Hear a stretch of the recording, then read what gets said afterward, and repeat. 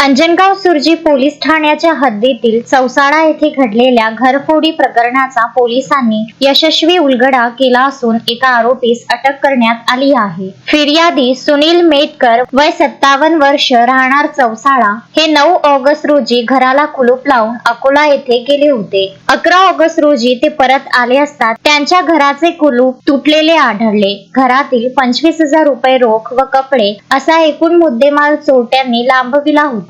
या प्रकरणी अंजनगाव सुर्जी पोलीस ठाण्यात अपराध नंबर 407/2026 कलम 305 331-3 331-4 भारतीय न्याय संहिता प्रमाणे गुन्हा दाखल करण्यात आला।